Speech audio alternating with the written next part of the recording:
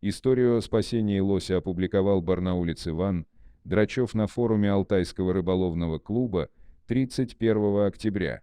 Мужчина отправился на рыбалку, а в итоге стал главным действующим лицом серьезной спасательной операции. Рыбак уже возвращался домой. Вдруг он увидел посреди протоки какое-то движение. Сначала ему показалось, что в воде барахтается провалившийся человек. Он тут же бросился на помощь. Когда подошел ближе, увидел, что в полынье молодой лось. Лосенок провалился четко посередине протоки, глубина там 1,5–2 метра, примерно минут 40 он уже барахтался, полынью разбил большую, но видно, что замерз, иногда подплывал и клал морду на лед, пишет блогер, спаситель в своем сообщении.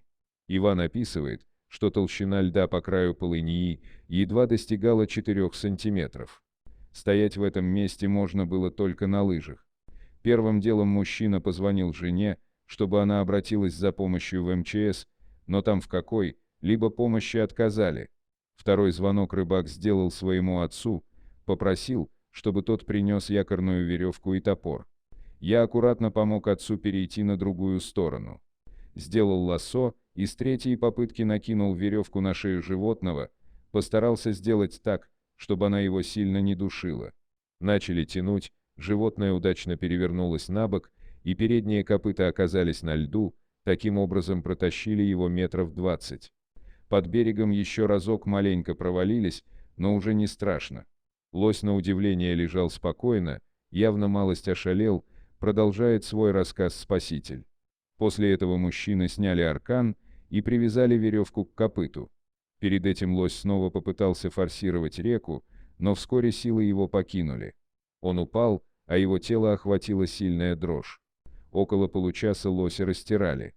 Было забавно, когда я рядом присел, он мне морду на колено положил и сопел. Вроде, как и корова, но ведь все понимает, резюмирует Иван. Отдышавшись, лось ушел от людей. Его спаситель решил, что больше никогда не будет охотиться на крупную дичь, не смогу стрелять, у них такие глазища доверчивые. Другие участники форума восхитились поступком мужчины. В комментариях они оставляют массу положительных отзывов. Уже после того, как информация о спасении животного получила широкое распространение, мы получили официальный комментарий пресс-службы Главного управления МЧС России по Алтайскому краю. Иногда в спасательный отряд обращаются люди с не совсем обычными просьбами об оказании помощи животным.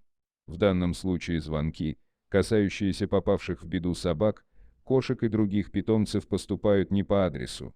Стоит помнить о том, что в помощи профессиональных спасателей нуждаются попавшие в сложную ситуацию люди, для которых своевременное прибытие сотрудников ПСО – вопрос жизни. Представьте, что именно во время оказания помощи животному, где то может произойти настоящая беда, помощь понадобится пострадавшему человеку, а счет будет идти на секунды.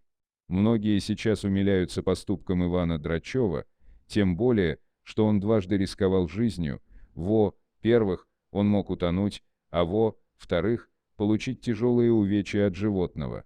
Это же подтверждает специалист Управления ветеринарии Алтайского края Евгения Спицкая, поскольку речь идет о диком животном, трудно предсказать его поведение, тем более в экстремальной ситуации.